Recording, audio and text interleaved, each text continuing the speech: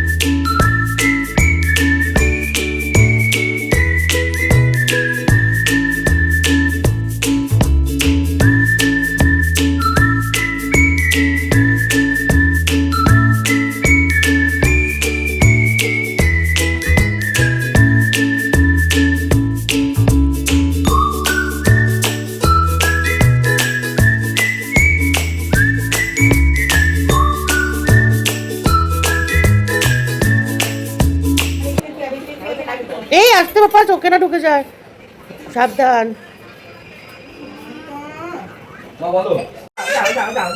এই মিষ্টি,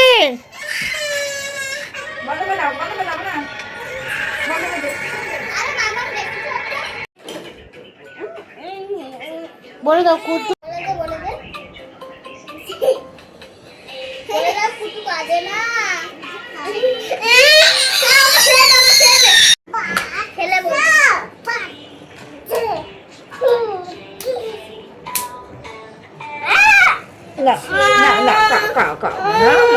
মামা চোনা তুমি আছো, আমার মনা, আমার চোনা বল।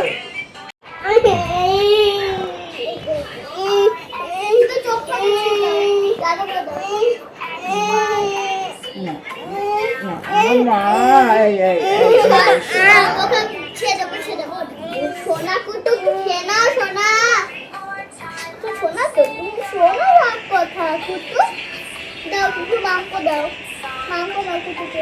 খাবে না কুটু বাবা, দেখি এদিকে তাকাও, কাচ্চু। আহা গো,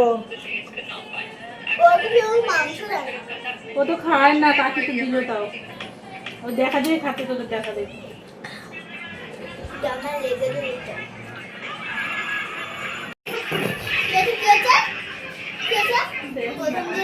দেখো না। ভারত কা ফোন দেখছে। কুটুস খেয়েছে? খায়নি? তুমি খেয়েছো?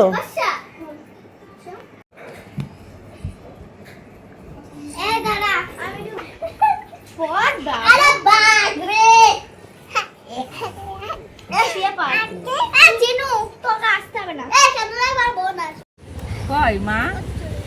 হ্যাঁ মা কোথায় বলো? আম্মা, দিদি, এটাকে, এটা দিদি। হ্যাঁ এটা দিদি। হাতটাই যায় না, কাকে শেখাচ্ছ? হ্যাঁ পিসি, দিদি।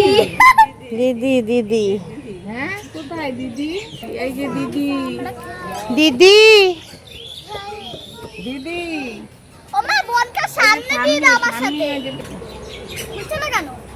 লক করে দেয় নাকি? সামনে বুঝছো না তো? জামাটা তুলে নাও। পাতাগুলো নিয়েছে। লকটা ইয়ে কর। এই দেখো বন্ধুরা, আলো থাকতে থাকতে দেখো এটা আমাদের মামা বাড়ি। আর তোমরা কালকে রাতের অন্ধকারে কতটা বুঝতে পেরেছো জানি না, তাই জন্য একবার যাবার আগে ভালো করে দেখিয়ে দিলাম।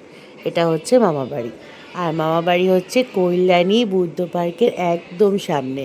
আর যদি তোমাদের হার্ডওয়্যারের কোনো জিনিস লাগে তাহলে কিন্তু তোমরা মামার দোকান থেকে নিতে পারো, যারা কল্যাণী বুদ্ধ পার্কের আশেপাশে থাকো। এখন যাচ্ছি রিমা দিদির বাড়িতে, রিমা দিদিকে ছাড়বো, তারপরে আমরা বাড়ি চলে যাব।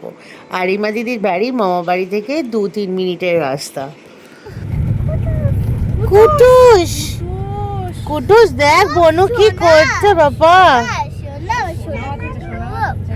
মামা মামার আসবে। হ্যাঁ আসবো মা, তোমরাও যাবে? হ্যাঁ কাল তো তুমি চলে গেছো, কি কান্না মিষ্টি। হ্যাঁ। কষ্ট হচ্ছে ভাইয়ের জন্য।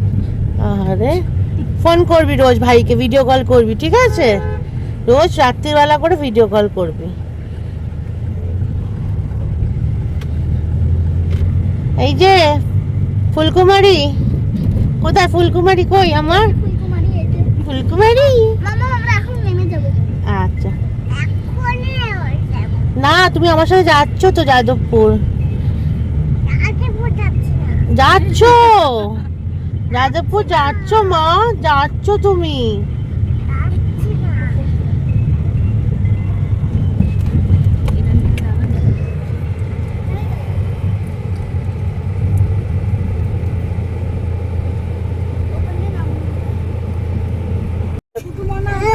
বনুর জন্য কাঁদছে।